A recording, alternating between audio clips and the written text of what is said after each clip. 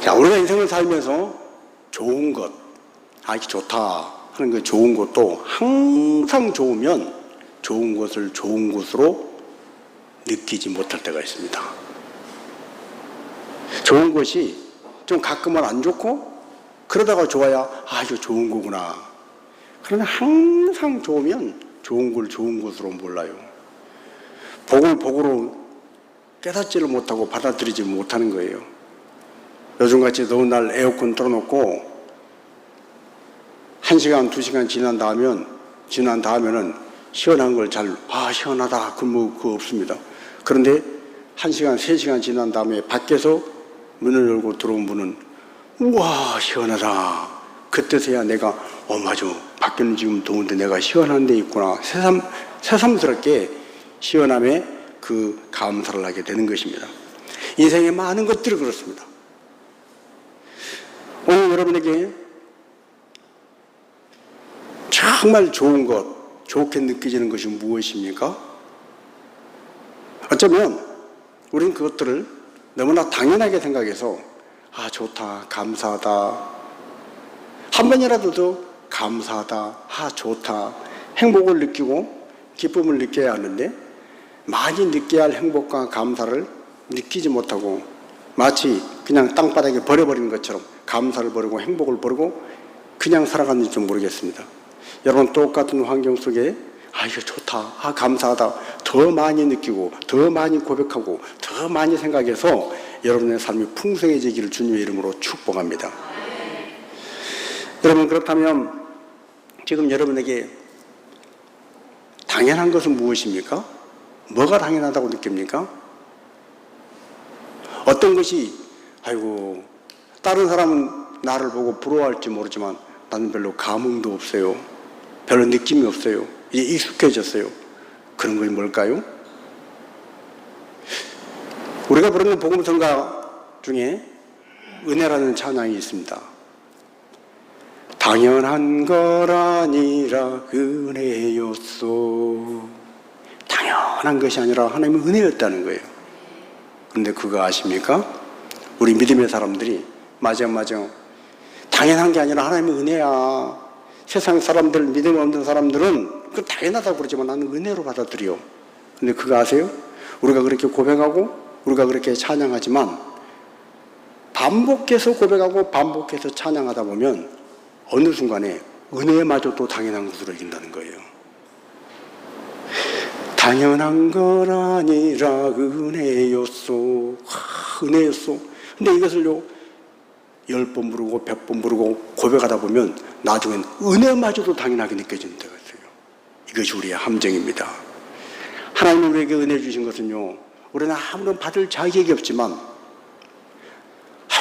은혜 같은 것이 어떻게 이런 은혜를요 송구한 마음으로 받을 수밖에 없는 것이 하나님이 주신 은혜지만 우리는 그 은혜마저 하나님 은혜 주시니까 은혜 주셔.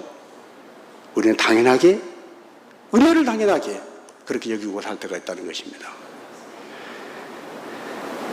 이스라엘 백성은 하나님의 택한 백성이었습니다. 그들은 이왕 어떤 민족도 누리지 못하는 하나님의 놀라운 은혜를 특권으로 받고 누렸던 민족입니다. 그런데 그 후손들이 오늘 시편에 뭐라고 고백해요? 우리 조상들이요 하나님이 베풀으신 그 놀라운 은혜를 세상에 잊어버리고 하나님의 은혜를 망각하다 못해 하나님께 거역하며 살았어요 하고 한탄하는 시가 106편에 나옵니다. 그러면서 그렇게 하나님은 시와 때를 따라서 이스라엘에게 특별한 은혜를 내려주셨지만 그 은혜를 내려줄 때마다 하나님 감사해요, 하나님 감사해요 했으면 얼마나 좋겠어요. 그것만큼은 안 돼도 적어도 하나님이 10번 매일매일 은혜를 주셨으면 그 중에 한 번, 두 번이라도 하나님 그렇군요, 내가 은혜 주실 때마다 감사 못하지만 정말로 감사해요. 그리고 한꺼번에 좀 묶어서라도 10개를 한꺼번에 묶어서라도 감사하며 살아야 하는데 감사를 망각하고 잊어버리고 심지어는 거역하며 살았다는 거예요. 그런데 그런 이스라엘을 어떻게 했다는 거예요? 자, 106편 8절입니다. 그러나 여호와께서는 자기의 이름을 위하여 그들을 구원하셨으니 그의 큰 권능을 만인이 알게 하려 하심이로다. 그렇게 망각하고 그렇게 거역했음에도 불구하고 하나님은요, 하나님의 이름을 위하여, 자기 이름을 위하여 그들을 구원하셨다는 거예요. 여러분, 우리 하나님의 이름의 그 영광스러움, 하나님의 이름의 그 영광의 그 명예는 세상 그 어떤 것과도 비교할 수 없는 크신 영광입니다. 그래서 하나님은요, 하나님의 이름을 걸고 하나님의 택한 백성을 그럼에도 불구하고 또 은혜를 주시고 길이 참으시고 기다려 주시고 다시 회복시켜 주시고 구원해 주시는 거예요. 여러분, 하나님이 우리를 끝까지 참고 기다려 주시고 우리를 용납해 주시고 받아주신 가장 확실한 증거가 뭡니까? 바로 십자가입니다. 하나님의 아들을, 독생하신 그 하나님의 아들을 내어 주시기까지 가장 귀한 걸 우리에게 주신 하나님이 무엇을 더 아끼겠느냐.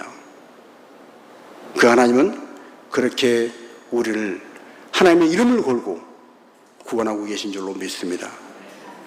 그래서 우리는 행복해야 합니다. 우리는 감사하며 살아야 합니다. 그래서 우리는요, 믿음을 가지고 사는 사람이라는 사실을 잊지 말고, 그래 맞아, 내 안에 믿음이 있지. 삶이 엉망으로 바뀌고 찢어지고 갈리고 넘어지고 깨져도 그래, 내게는 하나님의 믿음이 있어. 하나님의 은혜가 있어. 나는 믿음이 있어. 하나님이 내게 말씀을 주셨어. 아니, 십자가를 봐. 십자가를 바라보면 내 인생이 아무리 시퍼렇게 멍이 들고 깨지고 엉망이 되어도 십자가로 다시 하나님 회복시키실 거야. 그걸 바라보라는 거예요. 은혜를 당연한 것으로 여기지 말고 순간순간 매일매일 은혜에 감격하고 감사하고 은혜로 인해 행복하고 은혜로 인해서 정말 나 같은 것이 뭔데, 이런 감흥이 있는 삶, 이런 삶이 저와 여러분의 삶이 되어야 할 줄로 믿습니다. 이스라엘 민족은 그래서 하나님이 하나님의 이름을 걸고 그들을 구원해 주셨어요. 그들이 자격이 있어서가 아니에요. 그들이 이뻐서가 아니에요. 그들이 다른 이방 민족보다 뭐 잘나서가 아니에요. 하나님의 이름을 걸고 하나님이 그들을 구원해 주셨어요. 심지어 홍해를 갈라주셨어요. 홍해와 바다가 갈라지는 그 기적, 세상 천지에 홍해 바다가 갈라지는 그런 기적을 어디서 누가 체험하겠어요? 이스라엘 백성이 아니고서 누가 홍해 바다가 갈라지는 그런 놀라운 엄청난 기적을 경험했겠냐고요. 홍해가 갈라지는 그 기적 앞에서 이스라엘 민족은 어떻게 했습니까? 자, 12절부터 14절입니다. 이에 그들이 그의 말씀을 믿고 그를 찬양하는 노래를 불렀도다. 그러나 그들은 그가 행하신 일을 곧 잊어버리고 그의 가르침을 기다리지 아니하고 광야에서 욕심을 크게 내며 사막에서 하나님을 시험하였도다. 아멘. 홍해가 갈라지는 그것을 보고 그들이요, 그의 말씀을 믿었다는 거예요. 뒤에서 애국 군대가 시퍼렇게 먼지를 끌고 막 전차를 굴리면서 창을 두고 칼을 두고 쫓아와도 앞에 시퍼런 홍해 바다가 막 바람이 불고 파도가 쳐도 이제 꼼짝없이 죽게 생겼구나. 그래도 출애굽기 14장 27절, 너희는 두려워하지 말고 가만히 있어서 오늘 너희를 위하여 행하시는 여호와의 구원을 보라. 모세가 던진 말은 그 한마디였어요. 무슨 작전을 세우지 않았어요. 무슨 대책 세우지 않았어요. 어떻게 할까 고민하고 해야 하지 않았어요. 그냥 하나님 말씀 한마디 던진 거예요. 넌 두려워하지 말아라. 가만히 있어서 오늘날 하나님께서 너희를 위하여 행하시는 놀라운 구원을 보라는 거예요. 근데 정말로 홍해가 갈라졌어요. 그때 그들이 어떻게 했다는 거예요? 그 말씀을 믿었다는 거예요. 우와, 진짜구나. 인간이 대책 세울 필요 없구나. 내가 밤새 걱정하고 고민할 필요가 없구나. 살아보겠다고 아둥바둥 이리 뜨고 저리 뜨고 할 필요가 없는 거구나. 하나님 말씀만 붙잡으면 되는 거구나. 세상 사람들은 말씀이 아무것도 아니라고. 그 말씀 그까짓 그 종이에 써진 글이지 하는 그 말씀이 정말로 살아있구나. 이 말씀이 내 인생을 끌고 가는구나. 이 말씀이 나를 치료하는구나. 믿었다는 거예요. 믿었다는 거예요. 여러분, 우리도 그러지 않겠어요? 내 눈앞에서 홍해가 쫙 갈라지면 말씀을 안 믿을래야 안 믿을 수가 없잖아요. 믿을 수밖에 없잖아요. 그런데 보십시오. 그렇게 믿고 그를 찬양하는 노래를 불렀던 그들이 하나님 진짜군요. 하나님 말씀은 살아있습니다. 하나님 말씀은 능력입니다. 하나님 말씀은 홍해를 가릅니다. 하나님 찬양합니다. 하나님 영광 받으세요. 그러나 그들은 그가 행하신 일을 어떻게 했다고요? 잊어버렸는데 어떻게 잊었어요? 곧 잊어버렸다는 거예요. 여러분, 오늘 이것이 이스라엘의 모습이고 어쩌면 우리의 모습인지도 모릅니다. 홍해 앞에서 찬양했던 그들이 하나님 행하신 그 일을 곧 잊어버렸어요. 그리고 그의 가르침을 기다리지 않았어요. 하나님 가르쳐 주세요. 기도하지 않아요. 하나님 인도해 주세요. 하나님 가르쳐 주세요. 우리 가족, 우리 자녀들, 내 인생 어떻게 해야 될까요? 하나님, 내가 믿음이 부족해요. 믿음을 잘하게 해주세요. 내 믿음이 커지고 싶어요. 하나님 도와주세요. 하나님 말씀으로 이끌어 주세요. 하나님 말씀은 내 인생의 길에 빛이라고 그랬고 내 내딛는 발 등에 등불이라고 그러는데 하나님 나를 가르쳐 주세요. 나를 지도해 주세요. 그런데 하나님의 가르침을 기다리지 않고 기도하지 않고 내 충동에 의해서, 내 본능에 의해서, 내 감정에 의해서 그냥 인생을 살아버리고 마는 거예요. 여러분, 인간의 육성의 본성에 충실해가지고 살면 사람은 본능적으로 어떻게 돼요? 말씀을 안 듣고 말씀을 멀리하고 기도하지 않고 십자가 앞에 나를 죽이지 않고 내가 펄펄 살아나면 인간은 본능적으로요 욕심을 내게 돼 있어요. 그들은 광야에서 욕심을 냈는데 어떻게 냈다고 그랬어요? 크게 냈어요. 하나님이 광야에 먹을 것 없는 광야에서 걱정하지 말아라. 내가 매일 너희 먹을 걸 줄게. 정말로 하늘에서 만나가 내렸어요. 하나님 말씀하십니다. 오늘 먹을 것만 구해라. 욕심내지 말아라. 내일 거 미리 걱정하지 말고 내일 거 미리 확보하지 마라. 욕심내지 말아라. 한 사람 먹을 것만 해라. 한 사람이 두 사람 거, 세 사람 거 하지 마라. 한 사람이 오늘 것만 해라. 내일 거, 모레 거 하지 마라. 근데 어떻게 했다고요? 욕심을 냈어요. 왜 욕심을 냈어요? 저거 모아다가 어디 팔아먹으려고요? 미래가 불안하니까, 두려우니까, 걱정이 되니까. 사람들은 그래서 욕심을 내는 거예요. 왜 욕심 내요? 여러분, 성경은 분명히 우리가 먹고 마시고 입을 것이 있으면 족한 줄 알라 그러는데 왜 우리가 자꾸 욕심을 내요? 불안하니까 욕심을 내는 거예요. 내가 아프면 어떡하지? 내가 하던 일이 잘 안 되면 어떡하지? 내가 더 나이가 들면 어떡하지? 우리는 그것 때문에 욕심을 냅니다. 그리고 또 하나, 요한일서 말씀처럼 거기에 덧붙여서 이 생에 자랑하려고. 나 이렇게 많아 자랑하려고. 성경은 틀림없이 우리 믿는 사람들은 주 안에서 자랑하라고 그랬어요. 주님 밖에서 어떤 것도 자랑하지 말아라. 바울은 그래서 모든 것을 뭐라고 그랬어요? 배설물로 여겼다고 그랬어요. 화장실에 있는 그것처럼 여겼다는 거예요. 내 주 예수 그리스도를 아는 지식이 가장 고상함으로 인하여 지금까지 쌓아왔던 나의 지식, 경험, 나의 어떤 율법적인 어떤 그 소유들, 내 가문들, 가말리엘 소생에서 배웠던 그 사람들이 대단하다고 지켜주는 그 모든 것, 바울은 배설물처럼 여겼는데 지금도 얼마나 수많은 사람들이 그것 자랑하려고, 그것 잡으려고, 그것 가지고 남한테 써먹으려고 얼마나 아둥바둥하는데 바울은 다 버렸는데. 여러분, 그래서 사람들은 욕심을 냅니다. 이스라엘이 그랬어요. 광야에서 그 욕심을 크게 냈어요. 심지어 나중에는 만나를 매일매일 먹게 해주시는데 신기하잖아요. 여러분, 광야에 갔는데 아무것도 없는 광야에 하나님이 매일매일 먹을 걸 주세요. 배고플 쯤 되면 또 주세요. 여러분, 이만하면 얼마나 신기해요. 감사하잖아요. 그런데 그들이 나중에는 만나를 매일 먹으니 질렸다는 거예요. 뭐라고 얘기해요? 애굽에서 우리가 부추도 먹고 고기도 먹고. 사실은 그들은요, 애굽에 있을 때 그렇게 못 살았어요. 종로로 노예 있으면서 날마다 채찍에 맞고 벽돌이나 굽고 그렇게 살았지 그렇게 못했는데 사람들은 자꾸 착각을 해요. 오해를 해요. 뭔가 불평이 올라오고 불만이 올라오고 원망할 게 생기면요, 사실을 왜곡시켜요. 이스라엘 백성이 그랬어요. 그래서 고기를 실컷, 애굽에 돌아가도 고기다 실컷 먹을까? 이게 뭐 하는 건가? 여러분, 광야에 애굽 돌아가면 고기 실컷 먹을까요? 북한에서 탈북한 사람이 북한 다시 돌아가면 고기 실컷 먹어요? 하나님은 그런 원망도 다 들어주시고 동풍을 불어서 세상에 매출하기를, 하나님 아니면 할 수 없는 방법으로 매출하기를 망몰아서 마당에 쌓아놓으신 거예요. 쉽게 표현하면 고기 좀 먹었으면 좋겠네, 이런 괘씸한 말을 했음에도 불구하고 하나님께서 아침에 눈 떠보니, 오늘 우리식으로 표현하면 치킨이 후라이드 치킨, 양념치킨 반반 해가지고 막 쌓여 있다는 거예요. 그래서 얼마나 고기를 많이 먹었는데 이빨 사이에 막 고기가 낄 만큼. 그런데 거기서 그치지 않습니다. 그들은요 사막에서 하나님을 시험하였도다. 하나님은 어린이 알아서 그들을 인도하셨을까요?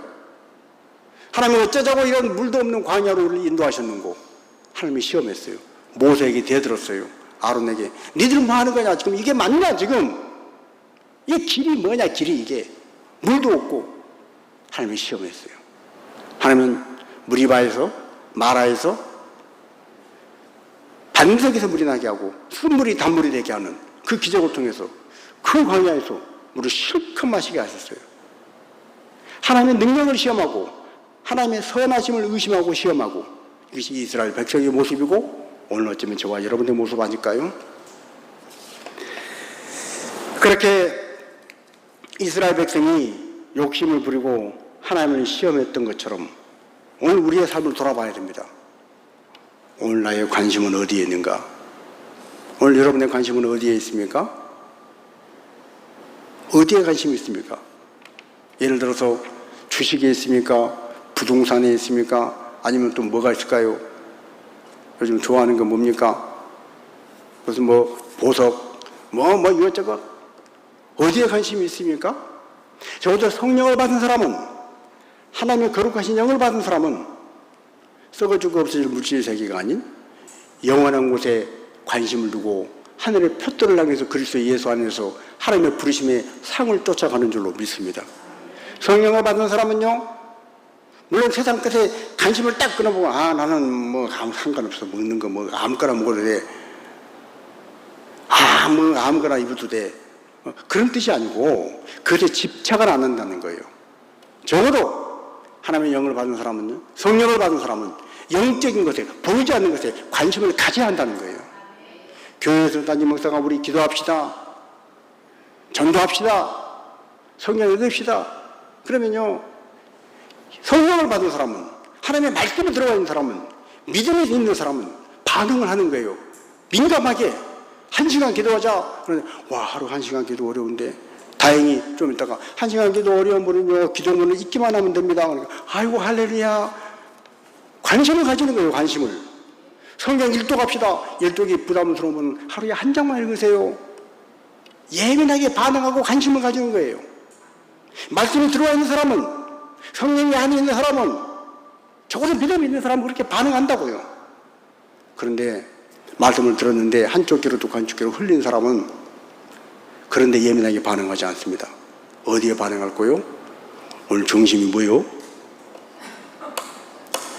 여러분, 내 안에 있는 것이 뭔가에 따라서 우리가 관심을 가지고 주의를 집중하는 것이 달라진다는 사실을 우리 인정해야 됩니다. 이 말은 무슨 말이냐? 내 안에 우리가 다 믿음을 갖고 있지만 믿음이 매일매일 자라면 우리는 하나님의 사람으로 점점 살아가면 살아갈수록 하나님의 사람으로 변화되는 것은 당연한 거예요. 믿음이 없으면 아무리 오래 살아도, 아무리 오래 예배를 드리고, 아무리 오래 교회를 다녀도 믿음이 없으면 자꾸 육신의 사람 소유대로 남아있는 거예요. 하나님의 사람으로, 신령한 사람으로 변화가 되지 않는 거예요. 어떤 사람은 신령한 사람이 뭐고 육신의 사람이 뭔지 그거조차도 관심이 없어요. 겉으로 드러나는 어떤 아우라만 가지고 거룩하다, 신령한 것 같아, 저 신령한 사람 같아, 저 사람은 육신의 사람 같아, 그 껍데기만 보고 판단하지 말고 정말로 하나님 말씀이 내 안에 들어와서, 말씀이 정수로 들어와서 내 온몸을 뚫고 지나가고 성령이 내 안에서 역사를 하고, 그래서 믿음이 자라고 믿음이 활발히 움직여서 내 육신의 소욕이 바울의 고백까지 십자가에 못 박고 저 복종시키고 날마다 하나님의 사람으로 살아가는 것, 이 변화가 나타나야 정말로 믿음이 있는 거고, 그 믿음이 살아있는 믿음이고, 살아있는 믿음은 반드시 자라게 되어 있습니다. 여러분, 모든 식물이 생명 있는 건 자라게 되어 있어요. 하나님은 오늘 우리가 하나님의 음성, 말씀에 신속히, 예민하게, 민감하게 반응한 자가 되기를 원하시는 것입니다. 우리가 그것이 하나님 아버지께 효도하는 거예요. 하나님 아버지께서 뭘 바라시겠어요, 우리에게? 하나님 말씀이 들려질 때 베드로의 설교를 듣고 형제들아, 그러면 우리가 어찌할꼬 했던 것처럼 하나님 말씀 앞에서 어찌할꼬를 느끼게 하는 거예요. 하나님 말씀이 들렸는데도 지금 하나님이 심판을 경고하시고 말씀하심에도 불구하고 막 장난을 치고 들은뚱만뚱하고 너 지금 뭐해? 지금 말 안 들었어? 응, 들었는데요? 뭐라고 그러는데? 방금 뭐라고 그랬잖아요. 소리는 들었어. 소리는 들어서 방금 뭐라고 그러는지 말해봐. 말은 할 수 있어요. 그러나 이것이 마음에 스며들지 않은 거예요. 여러분, 하나님 말씀이 내 안에 스며들어서 참말로 그 말씀이 내 안에 들어와서 어찌할꼬 신속히 반응하고 살아가면요, 반드시 믿음은 생기고 믿음은 자라고 그 믿음으로 하나님을 기쁘시게 알고 그 믿음으로 세상을 이기게 될 줄로 믿습니다. 그래서 하나님은 어떻게 하면 우리에게 말씀을 심어주시려고 그래요. 우리 아버지는 우리에게 믿음을 심어주시려고 그래요. 우리가 그냥 그렇게 살기를 원치 않으셔요. 이 세상에 사랑하는 자식이 그냥 대충 살기를 누가 어떤 부모가 원하겠어요. 때로 힘들다고 못하겠어요. 힘들어요. 그래도 아니야, 해야 돼. 막 때려서라도 유익하고 좋은 것은 주려고 하는 것이 부모의 마음 아니겠어요? 하나님께서도 마찬가지입니다. 오늘 저와 여러분을 사랑하셔서 우리에게 말씀을 집어넣기를 원하십니다. 우리에게 믿음을 집어넣기를 원하셔요. 그렇게 해서 하나님이 하시는 게 뭐예요? 그렇게 욕심을 부리고 만나 질렸어요. 고기 먹게 해주세요. 매출하기를 막 동풍으로 막 쌓아놓게 보내주시고 하시면서 그러면서 그들을 요구하는 거 다 채워주면서도 만약에 말 안 듣는 자식에게 너 이것만 사주면 잘할 거지? 이거 얼마요? 알았어. 그거 사줄게.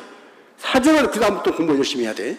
이런 것처럼 하나님은요, 어떻게 하든지 우리가 말씀을 먹고 믿음이 있고 하나님 기뻐하시는 사람으로 살아가기를 원하시는 거예요. 자, 그래서 시편 106편 15절입니다.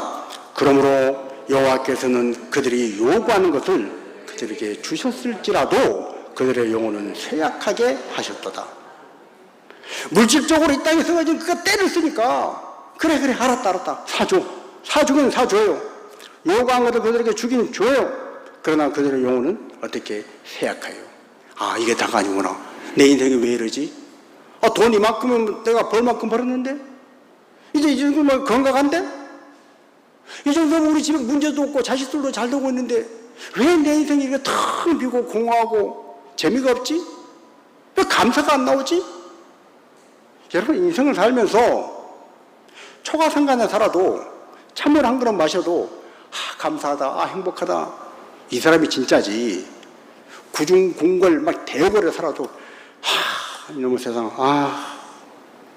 집이 넓은 것도 스트레스고 좁은 데로 스트레스고 자식도 스트레스고 돈이 많아서 그 관리하느라고 그것도 스트레스고 살아서 의미가 없어. 자식 새끼도 다 필요 없어.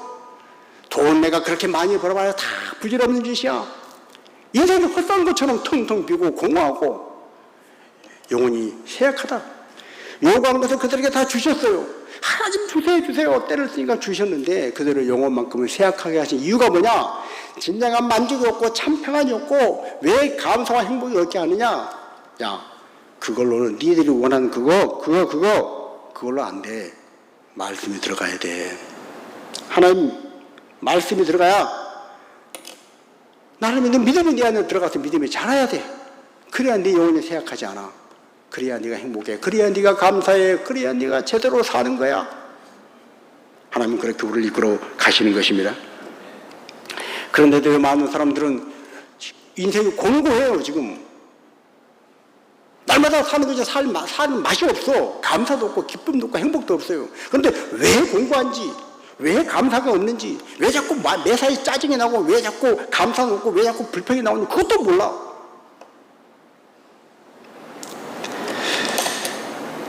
그렇게 인생의 무의미한 쳇바퀴 속에 돌듯이 그런 것도 알지도 못하며 살아가면서 이스라엘 백성들을 어떻게 하는 것입니까? 자, 16절입니다.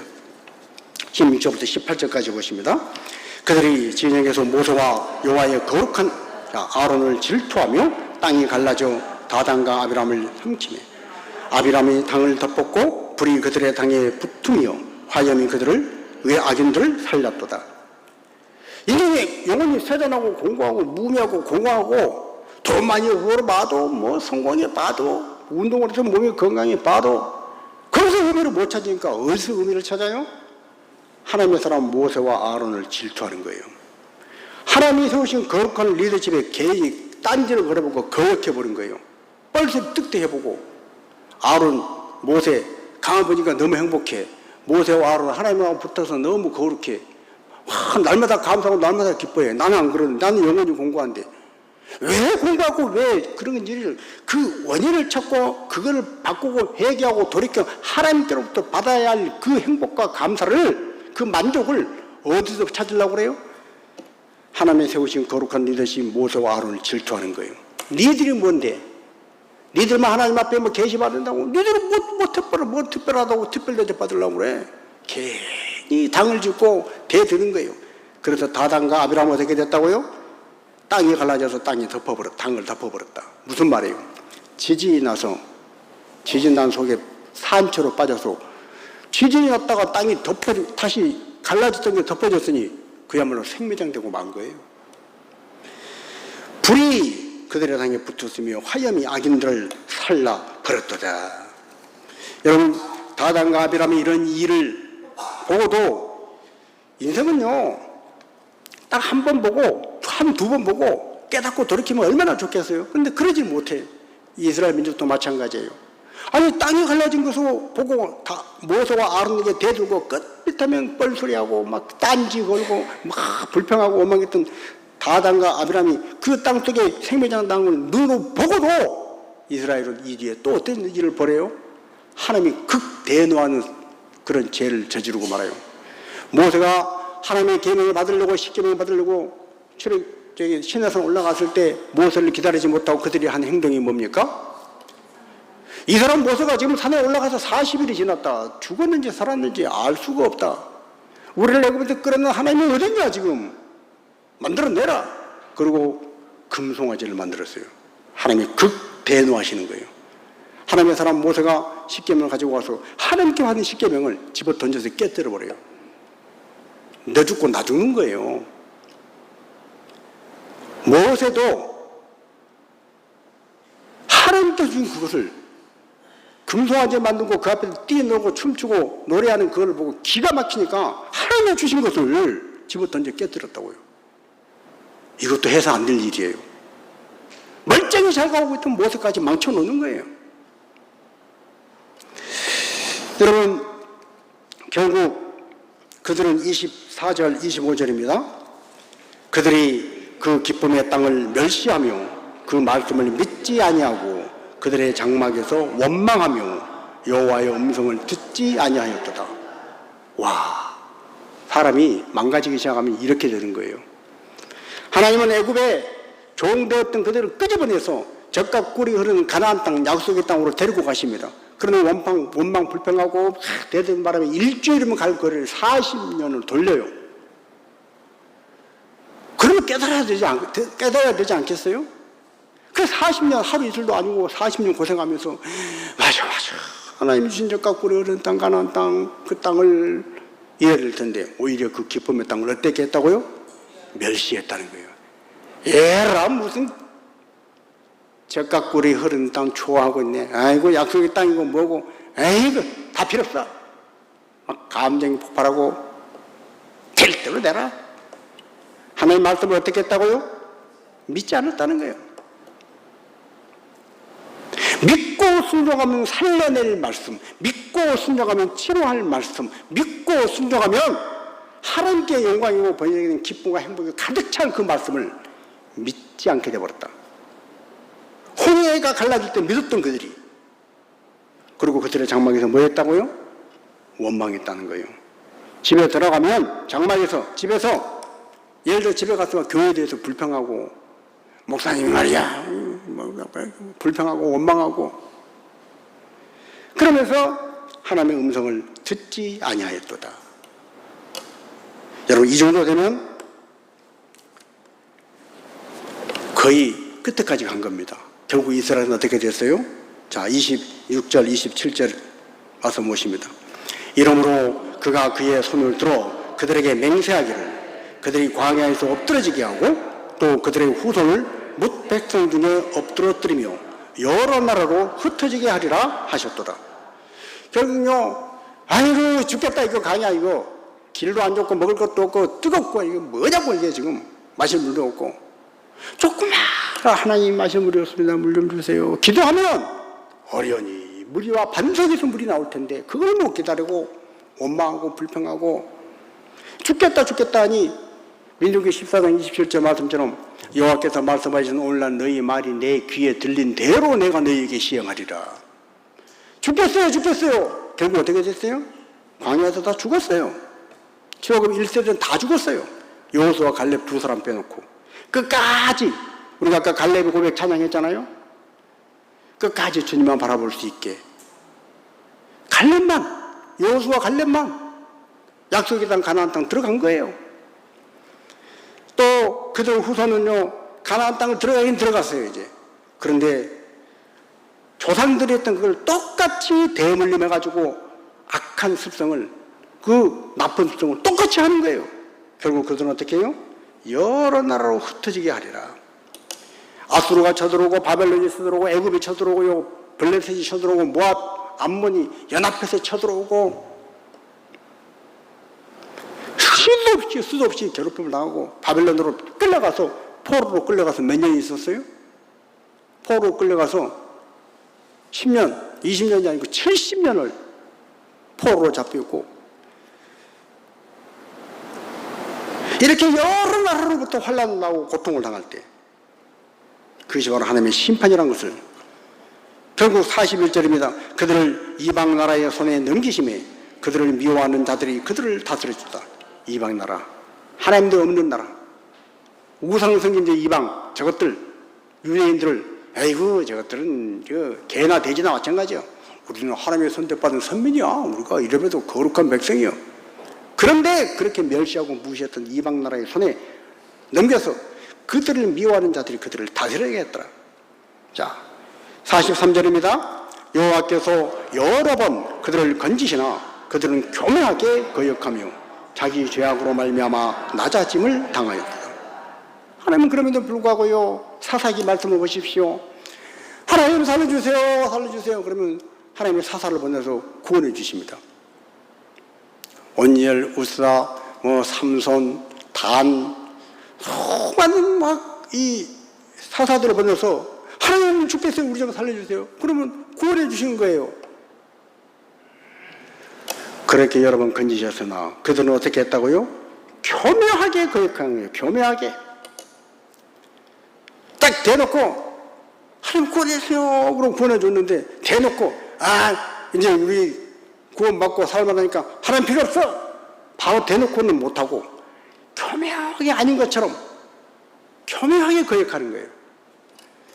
그래서 자기 죄악으로 말미암아 그들이 낮아짐을 당하였도다. 믿음으로 살지 않았어요. 하나님의 방법으로 살지 않아요. 말씀대로 살지 않아요. 하나님 말씀대로 살아야 하는데 여러분 건져주셨으면 이제는 믿음으로 살아야 하는데 하나님 앞에 방법대로 믿음의 방법으로 살지 않고 여전히 자기 방법, 자기 고집대로 사는 거예요. 그러다가 철저히 깨지고 그들이 막판 끝까지 가서 44절입니다. 그러나 여호와께서 그들의 부르짖음을 들으실 때에 그들의 고통을 돌보시며 부르짖음을 들으실 때에 여러분 끝까지 나가서 막 벽이 점점 쪼여가지고 그런 벽이 실제로 있다고 그래요. 실험실 같은 데서 사람들 심리 테스트할 때 벽이 막 점점 가까이 붙고 오는 거예요.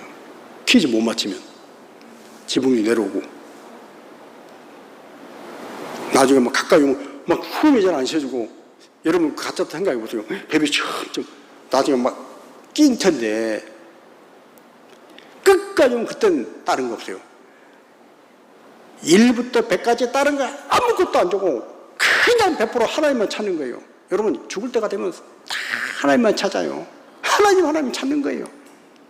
제가 어디가 말씀드렸죠. 어릴 때 저희 집에서 초등학교까지 걸어서 100m밖에 안 됐는데 거기를 산에 기도원에 목사님이 자전거 타고 매 왔다 갔다 하시고 또 가끔 스들이 목탁 왔다 갔다 하는데 그 비단길에서 수가 어느 날 이렇게 비상께서 넘어졌는데 수가 넘어질 때 뭐라고 해야 되겠어요? 자기들 신을 불러야 될 거 아니에요. 근데 급하니까 뭐라고 그래요? 아이고 하나님. 하나님 찾는 거예요. 하나님 찾아. 여러분, 그래서 그렇게 부르짖을 때 하나님께서 그들의 고통을 돌보시고, 자, 그래서 우리 인생은요, 결국은 주님이셨답니다. 내 삶의 모든 순간 주님이 필요하고요. 나의 모든 순간에 은혜가 매일매일 필요한 거예요. 47절, 48절입니다. 여호와 우리 하나님이여 우리를 구원하사 여러 나라로부터 모으시고 우리가 주의 거룩한 이름을 감사하며 주의 영예를 찬양하게 하소서.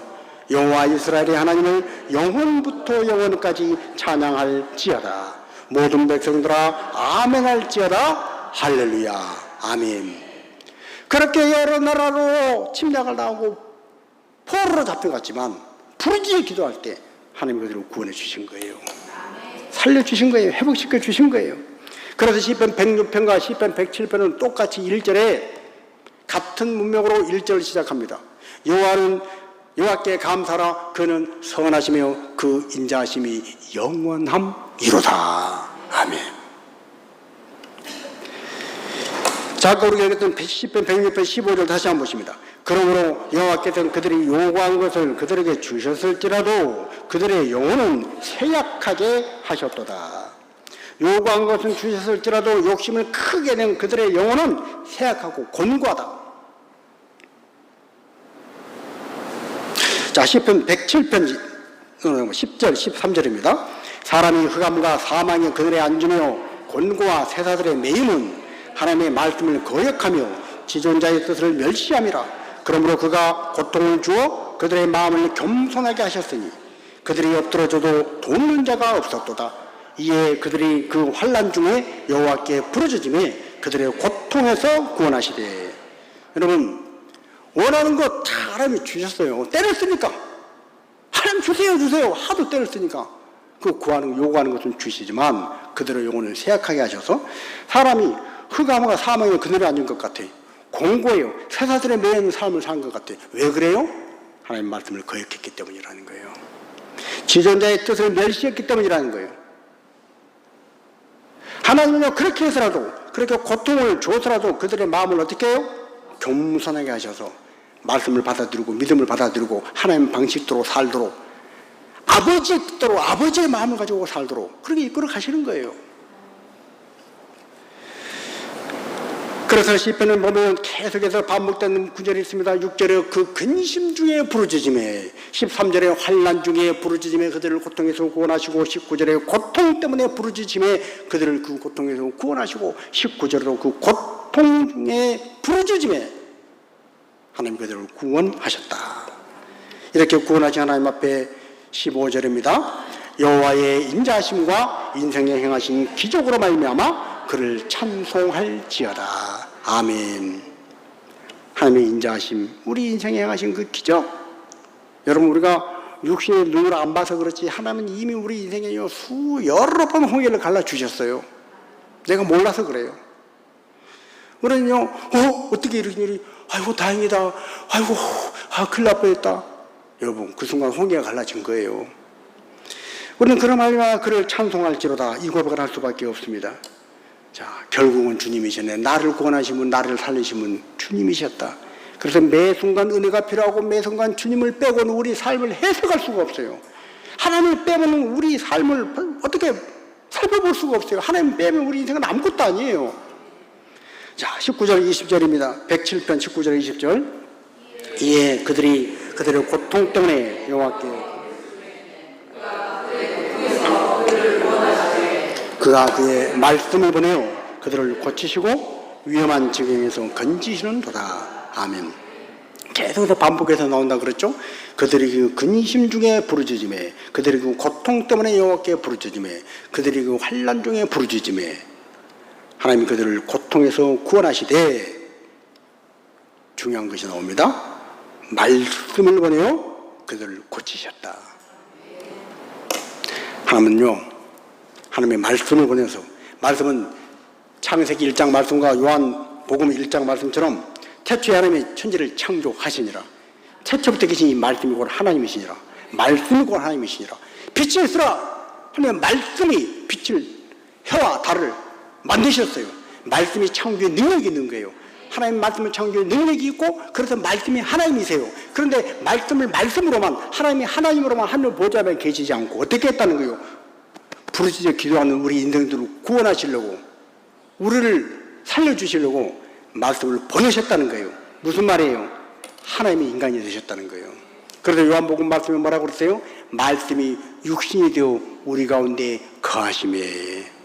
말씀이 육신이 되어서 말씀을 보내서 저희를 고치시고 그 위험한 지경에서 건져주셨는데, 가장 클라이막스, 하나님의 아들 예수 그리스도, 예수님이 말씀이 육신이 되어서 사람이 되어서 오셔서 십자가에 죽으시고 부활하셔서 우리를 고치시고 우리를 구원해 주신 줄로 믿습니다. 그래서 우리의 인생의 가장 확실한 인생의 해답은요, 예수 그리스도예요. 복음이 뭔가? 복음은요, 인생의 모든 문제를 해결하시는 하나님의 아들 예수 그리스도이신 줄로 믿습니다. 말씀이 해답이고 예수 그리스도가 해답이에요. 자, 그렇게 우리를 고쳐주셨어요. 그렇게 고쳐주셨는데, 이 놀라운 시편의 모든 내용들이 실제적인 삶 속에 그대로 일어난 걸 경험한 사람이 있어요. 1987년 1월달 북한 청진항에서 북한을 탈출한 탈북 의사 김만철 씨라고 있어요. 저는 그분이 87년에 북한 청진항에서 50톤 배를 타고 일가족 11명 탈북한 이래요. 가족이 전체가 11명이 이렇게 많은 숫자가 나온 건 그때가 처음인데, 50톤 배를 타고 나오는데, 저는 그분이 탈북하고 5년 뒤 92년에 그분 간증을 들었어요. 제가 진해 해군으로 있을 때 해군 제대하고 잠깐 그 마산에 있는 그 교회에 있을 때 그분 간증을 들었어요. 그 간증이 시편 107편에 그대로 나옵니다. 23절 26절 같이 한번 봅니다. 배들을 바다에 띄우며 큰 물에서 일을 하는 자는 여호와께서 행하신 일들과 그의 기한 일들을 깊은 바다에서 보나니, 여호와께서 명령하신즉 광풍이 일어나 바다 물결을 일으키신도다. 그들이 하늘로 솟구쳤다가 깊은 곳으로 내려가나니 그 위험 때문에 그들을 영원히 녹는도다. 이분이 간증을 하면서 그런 얘기를 하는 거예요. 여러분, 깊은 바다에서 북한에서 배가 탈출해서 나왔는데 북한에서 막 뒤 쫓아올 거 아니에요? 그런데 동해상에 들었었는데 광풍이 일어나가지고 바다 물결이 하늘로 솟구치고 깊은 곳으로 내려갔다. 여러분, 파도가 이렇게 치는데 파도가 푹 치고 내려가는데 하늘로 올라간 것처럼 파도 높이가, 제가 여수 바닷가에서 태풍 구경하면 6m, 5m 이런 파도만 와도 10m 우와 이래요. 매일이라면 태풍이 왔을 때는 2차선 이 아스팔트 도로가 패여가지고 흙이 모래가 다 쓸려가지고 아스팔트가 이만큼 깨져, 이것이 아스팔트가 이렇게 일어나 버렸어요. 길이 없어졌어요. 그런데 이 동해상의 이 파도는 땅에 인접해서 오는 그 파도하고 비교할 수 없는 높은 파도예요. 그러니까 어떻게 했다고요? 파도가 배를 갖고 쑥 올라가면 하늘로 솟구쳤다가 그 다음에 떨어지면 깊은, 이것이 뭔가 한번 경험해 보시려면 놀이동산 가가지고 바이킹은 시시하고 바이킹 말고 뭐 자이로드롭이라고 그래요? 쫙 올랐다가 팍 떨어지면 그런 거 한번 우와 그렇게 해봐야 이 말이 뭔 말인지 알아요. 이분이 그 배를 타고 50톤 배면 작은 배가 아닌데 그 배를 타고 왔는데 추풍 낙엽처럼 올라갔다 떨어졌다 죽겠는 거예요.